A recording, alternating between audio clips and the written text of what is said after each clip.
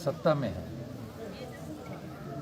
सरकार चलाने की जिम्मेदारी भारतीय जनता पार्टी की है। जो जिम्मेदारी कांग्रेस को सौंपी है वो विरोधी पार्टी अपोजिशन और जनता की आवाज़ बनकर कांग्रेस पार्टी जो है जिन जिन चीज़ों से जनता परेशान है, प्रताड़ित है, वो आवाज़ उठा रही है।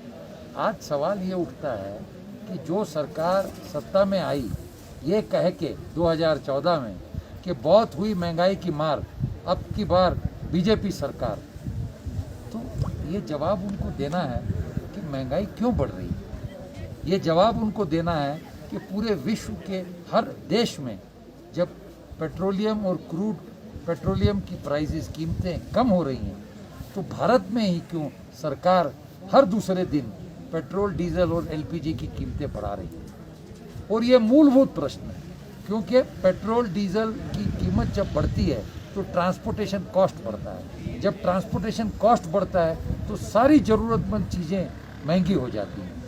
इस महंगाई को कंट्रोल करने की सरकार के पास ना कोई दृष्टि है और ना कोई योजना है।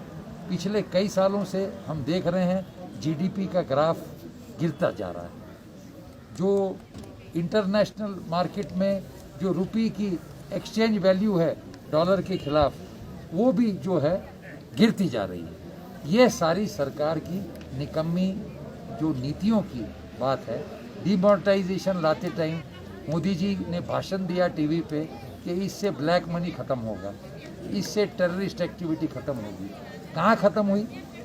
जो आंकड़े 6 दिन पहले आए हैं, जो कह रहे थे कि हम स्विस बैंक से सारा ब्लैक मनी लेके आएंगे, पिछले 6 दिन पहले आए हुए आंकड़े स्पष्ट रूप से बता रहे हैं कि स्विस बैंक में इंडियन डिपॉजिट्स 30% बढ़ गए। जब आप पैसा वापस लाने की बात कर रहे थे और आज 30% बढ़ गए। जब कांग्रेस के टाइम में पेट्रोल की कीमत 40 रुपये 45 रुपये हुआ करती थी, तब ये भारतीय जनता पार्टी नौटंकी करके रास्ते पे आंदोलन करती थी। आज 100 रुपये पार हो गया है, उसके बारे में कोई बात करने के लिए तैयार नहीं। आज एलपीजी की सिलेंडर की कीमत जो यूपीए के टाइम में 300 साढ़े 300 रुपये हुआ करती थी, अब 900 रुपये है। लेकिन मोदी जी की कोई जवाबदेही नहीं। पिछले कितने सालों में एक पत्रकार परिषद वो नहीं ले सके। कोविड की महामारी में सेकेंड वेव में हजारों लोग मर गए। अंतविधि के लिए 3-3 4-4 दिन की लाइनें शमशान भूमि के बाहर लगी रही। जनता ने सोशल मीडिया पे देखा, लेकिन प्रधानमंत्री नादार आए थे और बेड्स नहीं थे, ऑक्सीजन नहीं था। आज किसान पिछले कई महीनों से दिल्ली के बॉर्डर पे बैठे हैं।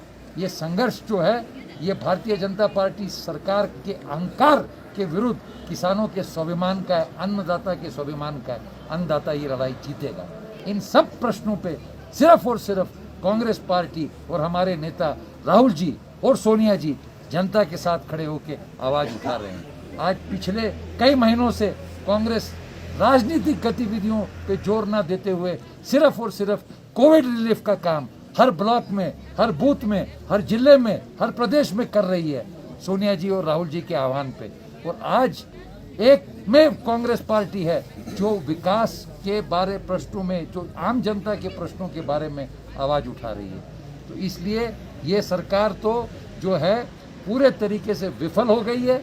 आज पूरे वैक्सीनेशन के समय में हमने देखा कि ये सरकार की कोई नीति नहीं होने की वजह से आज भारत में शॉर्टेज है, लेकिन मोदी जी ने बंदर बाट करके वैक्सीन सब प्रदेशों, सब विदेशों में बांट दिया। आज अमेरिका जैसा देश